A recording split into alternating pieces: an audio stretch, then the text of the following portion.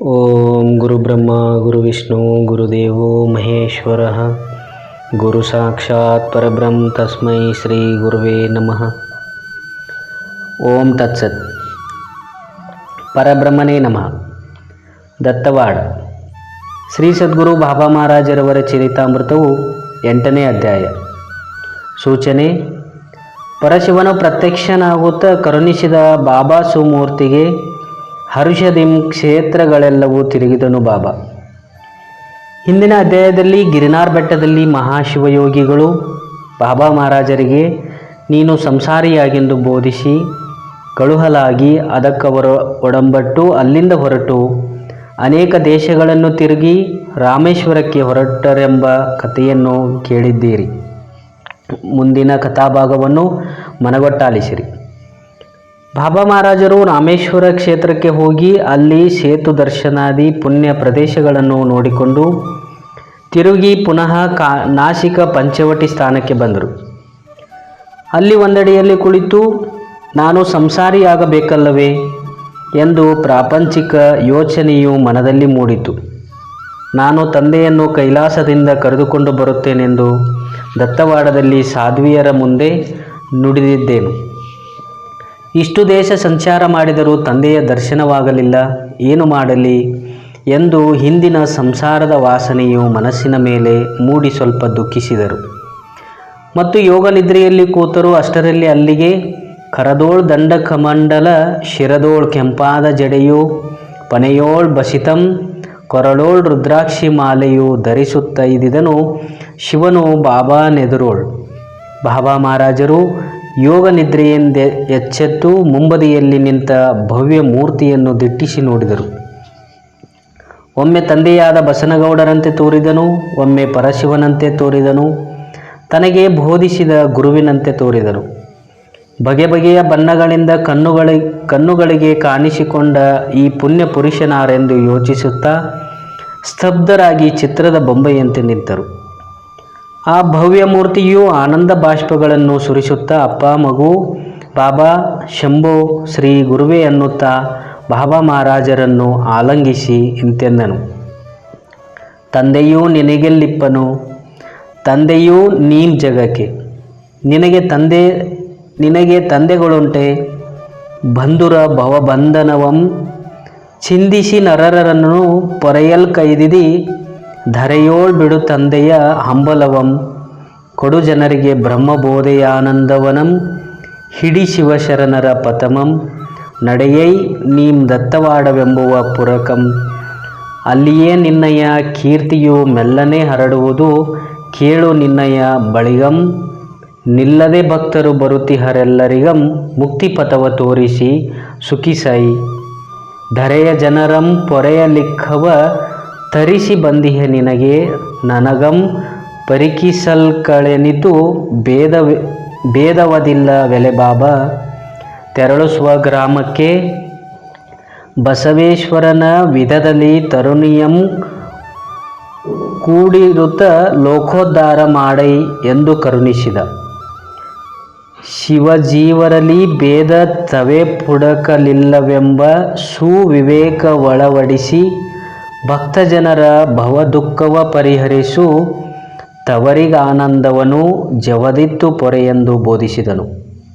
ಸತ್ಯವು ಬ್ರಹ್ಮವು ಜಗವಿದು ಮಿಥ್ಯವು ಶಿವಜೀವರಲ್ಲಿ ಬಿಡದೇಕತ್ವಂ ಬಿತ್ತರಿಸುವ ಕೃಪೆಯನ್ನು ಮಾಡುತ್ತಂ ಜನರನ್ನು ನೀನು ಪೊರೆಯೆಂದು ಸುರ್ಧಂ ಬಾಬಾ ಮಹಾರಾಜರಿಗಿಂತೂ ಬೋಧಿಸಲಾಗ ಲಾಭೋದೆಗಿಂತ ತಲೆದೂಗುತ್ತಲ ಶಿವನ ಶೋಭಿಪಾಕಾರವಂ ನೋಡುತ್ತ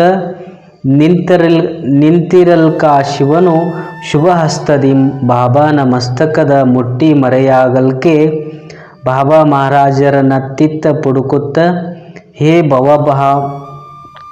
ಭವಾಂಬುಧಿ ತಾರಕಾಯೆಂದು ಶ್ರುತಿವಾಕ್ಯನಿ ಕರದಿಂ ಕೊಂಡಾಡಿದ. ಬಾಬಾ ಮಹಾರಾಜರು ತನಗೆ ಆಶೀರ್ವದಿಸಿ ಅದೃಶ್ಯವಾದ ಪರಶಿವನನ್ನು ಬಹು ಬಗೆಯಿಂದ ಸ್ತೋತ್ರವಂ ಮಾಡಿ ಅಲ್ಲಿಂದ ಶ್ರೀಶೈಲ ಪರ್ವತದ ಕಡೆಗೆ ಹೊರಟು ಶ್ರೀಶೈಲ ಪರ್ವತವು ದಕ್ಷಿಣ ಉತ್ತರ 216 ಮೈಲು ಉದ್ದವಾಗಿದ್ದು ಪೂರ್ವ ಪಶ್ಚಿಮ 56 ಮೈಲು ಅಗಲವಾಗಿಯೂ ಹಾವಿನ ಹೆಡೆಯಂತೆ ಹಬ್ಬಿರುವುದು. ಈ ಪರ್ವತದ ಉತ್ತರಕ್ಕೆ ಮಲ್ಲಿಕಾರ್ಜುನ ಕ್ಷೇತ್ರವು, ಮಧ್ಯದಲ್ಲಿ ಆಹೋಬಳ ನಾರಸಿಂಹ ದೇವಸ್ಥಾನವು, ದಕ್ಷಿಣಕ್ಕೆ ವೆಂಕಟೇಶನ ಮಹಾಕ್ಷೇತ್ರವು ಶೋಭಿಸುವುದು. ವೆಂಕಟೇಶನಿರುವ ಪರ್ವತಕ್ಕೆ ಶೇಷಾದ್ರಿ ಎಂಬ ಹೆಸರಿದೆ.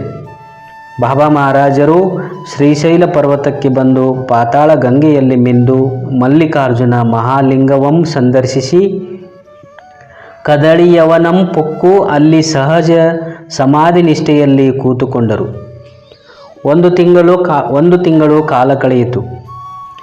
ಅಲ್ಲಿಂದ ವೆಂಕಟಾಚಲಕ್ಕೆ ಬಂದು ವೆಂಕಟೇಶನನ್ನು ದರ್ಶಿಸಿ ಅಲವೇಲ ಮಂಗನಮ್ಮನ್ನು ನೋಡಿ ಅಲ್ಲಿರುವ ದೊಡ್ಡ ಹೊಂಡದಲ್ಲಿ ಮೈದೊಳೆದು ಅಲ್ಲಿ ಭಕ್ತರು ತಂದುಕೊಟ್ಟ ಪ್ರಸಾದವನ್ನು ಸವಿದು ಮುಂದಕ್ಕೆ ಹೊರಟು ಮೈಸೂರು, ನೈಜಾಂ ರಾಜ್ಯಗಳಲ್ಲಿ ಸಂಚರಿಸಿ ಪುನಃ ಉತ್ತರಕ್ಕೆ ನಡೆದು ಅತನಿಯು ಕಲ್ಮೇಶ್ವರ ದೇವಸ್ಥಾನದಲ್ಲಿ ಬಂದು ಕುಳಿತರು. ಅಲ್ಲಿಗೆ ಒಬ್ಬ ಪೊಲೀಸನು ಬಂದು ಮಹಾರಾಜರಿಗೆ ನಮಸ್ಕರಿಸಿ ಕುಳಿತನು.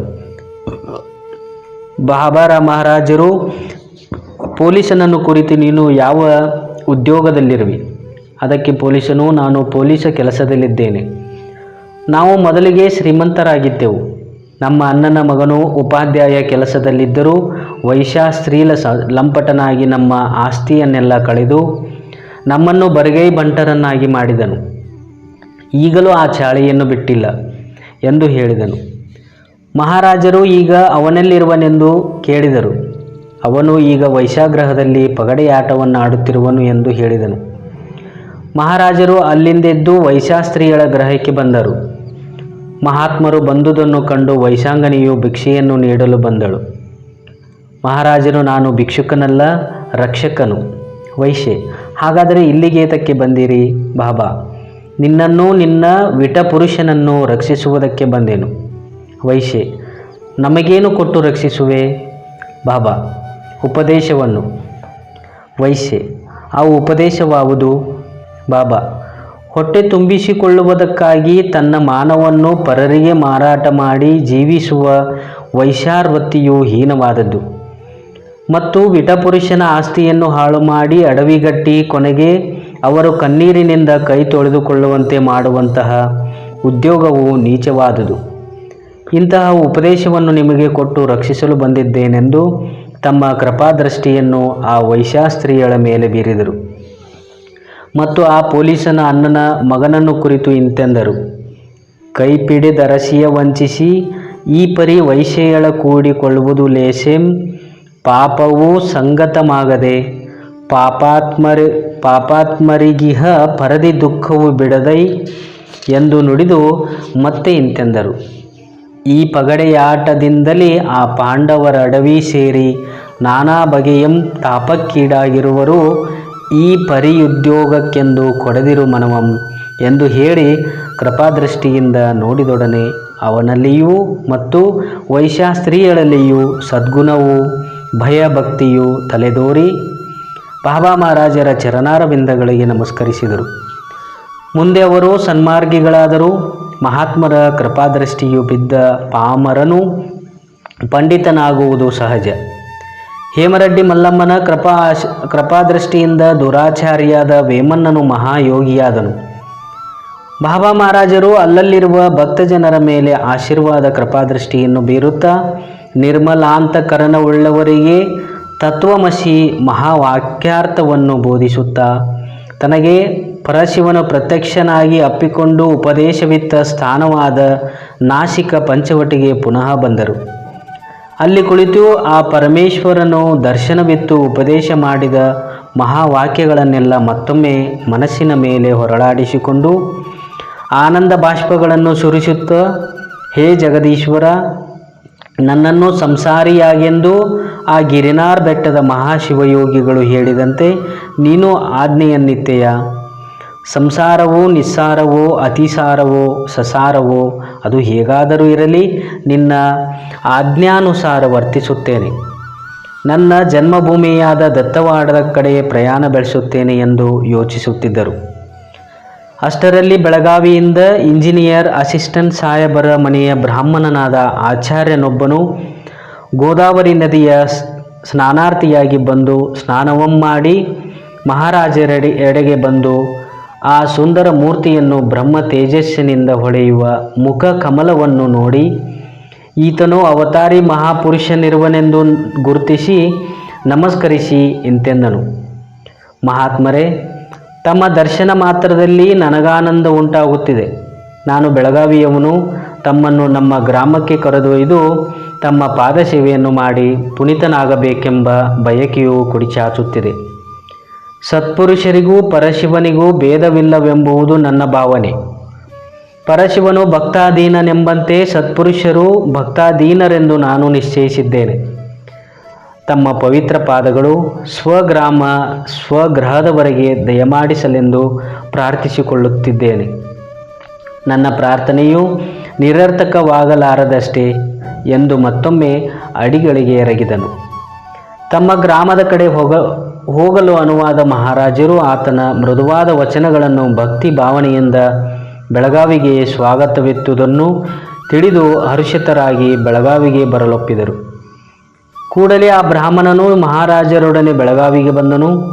ಮಹಾರಾಜರನ್ನು ತನ್ನ ಗೃಹಕ್ಕೆ ಕರೆತಂದು ಸ್ನಾನ ಭೋಜನಾದಿಗಳಿಂದ ತೃಪ್ತಿಪಡಿಸಿ ಕೆಲವು ದಿವಸ ಅವರ ಮುಖದಿಂದ ವೇದಾಂತ ಶಾಸ್ತ್ರವನ್ನು ಕೇಳಿ ಹರ್ಷಿತನಾದನು. ಒಂದು ದಿವಸ ಕಡಕಲಾಟ ಗ್ರಾಮದ ಗೌಡರು ಬೆಳಗಾವಿಗೆ ಬಂದು ಬಾಬಾ ಮಹಾರಾಜರನ್ನು ಕಂಡು ನಮಸ್ಕರಿಸಿ ನಮ್ಮ ಗ್ರಾಮಕ್ಕೆ ಬರಬೇಕೆಂದು ಬೇಡಿಕೊಳ್ಳಲು ಭಕ್ತ ಪರಾಧೀನರಾದ ಮಹಾರಾಜರು ಬರುವೆನೆಂದು ವಚನವಿತ್ತು ಕಡಕಲಟ್ಟಿ ಗ್ರಾಮಕ್ಕೆ ಬಂದರು ಎಂಬಲ್ಲಿಗೆ ಶ್ರೀ ಸದ್ಗುರು ಬಾಬಾ ಮಹಾರಾಜರವರ ಚರಿತಾಮೃತದಲ್ಲಿ 8ನೇ ಅಧ್ಯಾಯವು ಮುಗಿದುದು. ಜೈ ಜೈ ಶಿವನೋ ಪಾರ್ವತಿ ಪತಿ ಹರ ಹರ ಮಹಾದೇವ.